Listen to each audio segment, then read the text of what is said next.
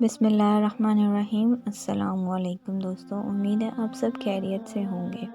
مدینہ منورہ ایک روز گہری اور پرسکون خاموشی میں ڈوبا ہوا تھا۔ اچانک لوگوں کو شور سنائی دیا۔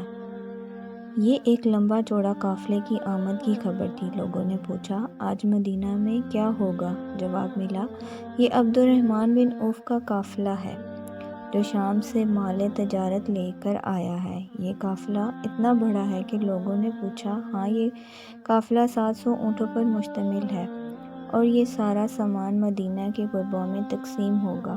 حضرت عبد الرحمن بن عوف اپنے عہد میں جدید نما عرب کے سب سے مالدار تاجر تھے۔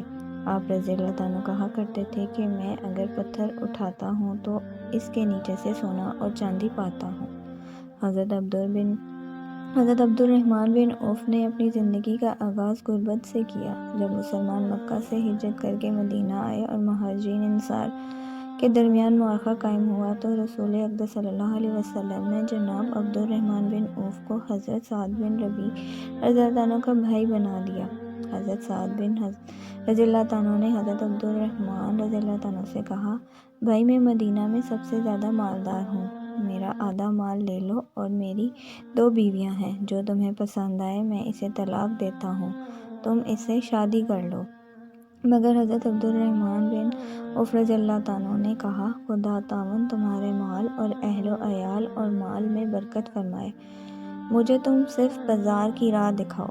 پھر آپ رضی اللہ عنہ بازار گئے، کچھ مال خرید کر فروخت کیا اور نفع کما لیا۔ آپ رضی اللہ عنہ نے ایک روز اپنے بارے میں رسول اقدس صلی اللہ علیہ وسلم کو فرماتے سنا، اے بن عوف، تم دولت مند ہو، تم سستی روائی سے جنت میں داخل ہوگے، لہٰذا خدا کو قرض دو، تمہارے قدم کھول دیے جائیں گے۔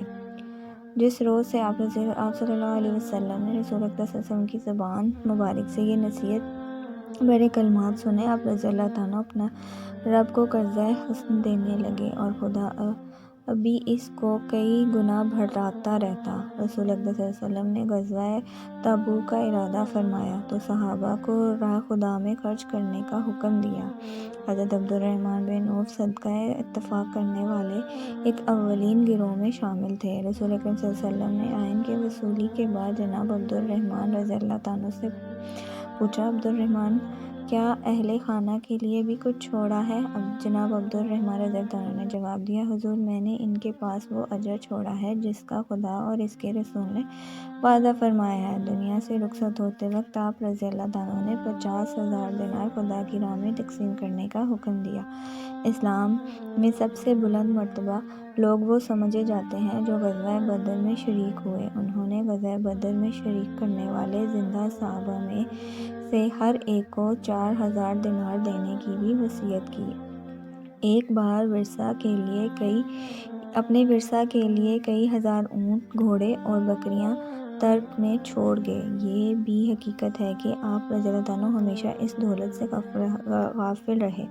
ایک روز آپ رضی اللہ عنہ کے سامنے افطار کا کھانا رکھا گیا۔ کھانے پر آپ رضی اللہ عنہ کی نظر پڑی تو آپ رضی اللہ عنہ رو پڑے اور کہا، منصاب بن امیر شہید ہوئے، انہیں ایک چادر میں دفنایا گیا، اگر ان کا سر ڈھانپا جاتا تو پاؤں ننگے ہو جاتے اور اگر پاؤں ڈھانپا جاتا تو سر ننگا ہو جاتا۔ حمزہ رضی اللہ عنہ شہید ہوئے، ان کے کفن کے لیے ایک چادر کے سوا کچھ نہ ملا۔ پھر دنیا ہمارے سامنے خوب پھیلا دی گئی اور ہمیں اس سے بہت کچھ عطا ہوا۔ مجھے خدشہ ہے کہ کہیں ہماری نیکی کا بدلہ ہمیں یہیں ہی نہ دینا پڑ جائے۔ سیدنا عمر فاروق رضی اللہ عنہ کے بعد نئے خلیفہ کا انتخاب ہونے لگا تو کچھ جلیل صحابہ رضی اللہ عنہ بن عوف کی طرف اشارہ کرنے لگے۔ اس موقع پر حضرت عبد الرحمن رضی اللہ عنہ بن عوف نے کہا، خدا کی قسم، اگر چھری لے کر میرے حلق پر رکھ دی جائے اور پھر اسے ایک طرف سے دوسری طرف پھیلا دیا جائے تو یہ چیز مجھے خلاف سے زیادہ پسند ہے۔